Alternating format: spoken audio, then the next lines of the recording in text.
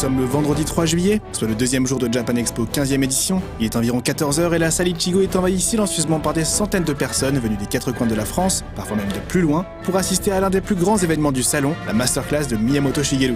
Initialement réservée au domaine de la musique ou de l'enseignement universitaire, une masterclass est une sorte de conférence prestigieuse à vocation pédagogique. Un genre de démonstration donc, de cours magistral dispensé par un maître devant une assemblée d'élèves, en l'occurrence les personnes présentes dans la salle.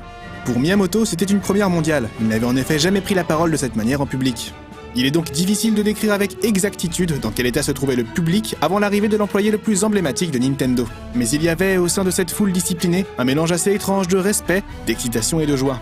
Devant ce spectacle, quelqu'un de totalement extérieur au monde des jeux vidéo aurait pu croire que Japan Expo s'apprêtait à recevoir quelques grands philosophes, auteurs, théoriciens, bref, quelqu'un d'influent et d'important qui, par ses idées et par ses œuvres, aurait changé le monde. Et dans un certain sens, cette personne n'aurait pas totalement tort, Miyamoto a bel et bien changé le monde, celui des jeux vidéo en tout cas.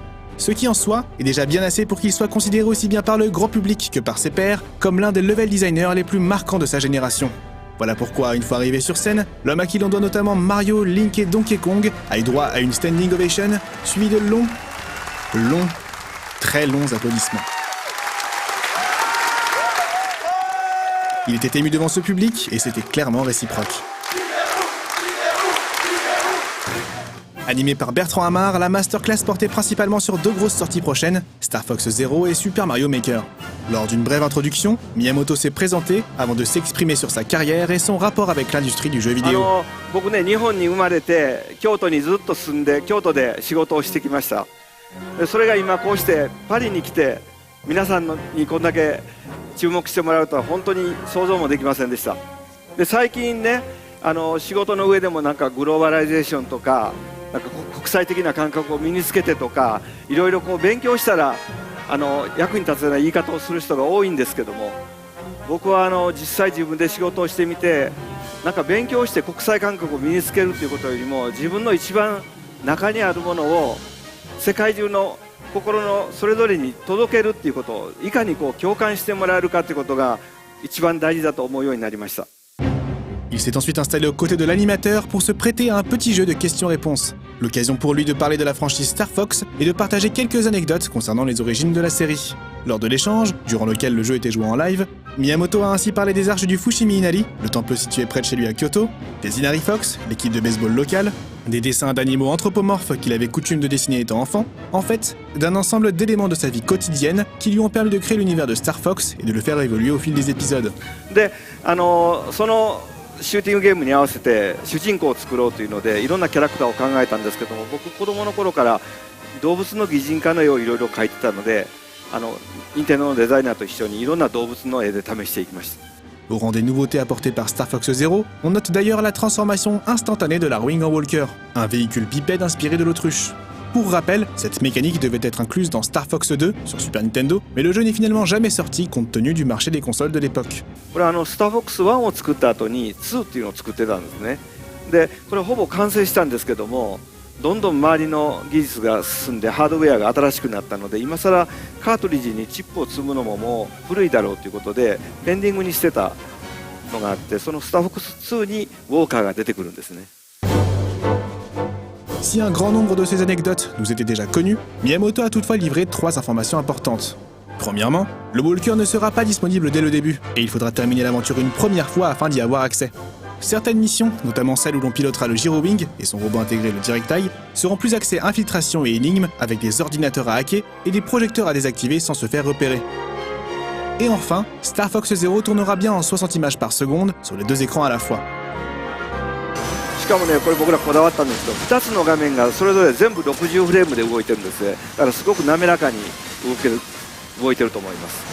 Une bonne nouvelle, quand on se souvient que le premier trailer du jeu, diffusé lors du dernier E3, n'avait pas forcément convaincu tout le monde, graphiquement parlant.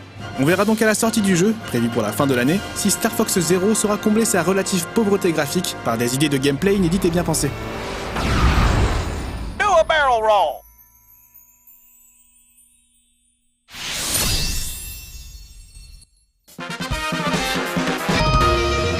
Mais avant Star Fox, la Wii U accueillera d'abord un nouveau titre issu de l'univers de Mario Bros. La mascotte de Nintendo fêtera en effet ses 30 ans en septembre, et la suite de cette masterclass était dédiée à Super Mario Maker, un jeu qui permettra aux joueurs de créer et de partager leur propre niveau.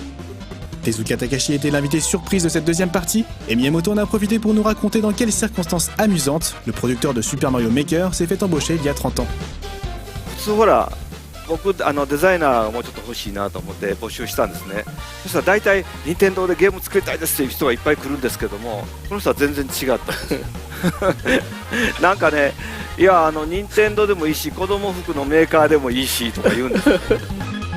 Les deux collègues ont ensuite parlé de la jeunesse du jeu, en nous rappelant encore une fois plusieurs infos déjà évoquées lors du Digital Event de l'E3. On retient tout de même que, déterminé à partager son savoir-faire en matière de level design au plus grand nombre, Tezuka a présenté le petit manuel qui sera livré avec Super Mario Maker. Sorte de notice développée, ce livre est destiné à aider les joueurs à concevoir des niveaux. On pourra y trouver des idées de stage, des explications concernant le déplacement de chaque ennemi, ainsi que des numéros qui mèneront vers des vidéos de tutoriels sur internet. Il faudra d'ailleurs être attentif lors de la lecture du livre, car Tezuka a sous-entendu que certains numéros seront habilement dissimulés au long des pages. On peut ainsi s'attendre à quelques vidéos cachées. さりげなく言うと、遊び心のある隠しムービーもこの中にいくつか入ってます。 Nintendo semble donc déterminé à mettre très en avant Super Mario Maker et en faire un jeu-outil complet, mémorable et durable.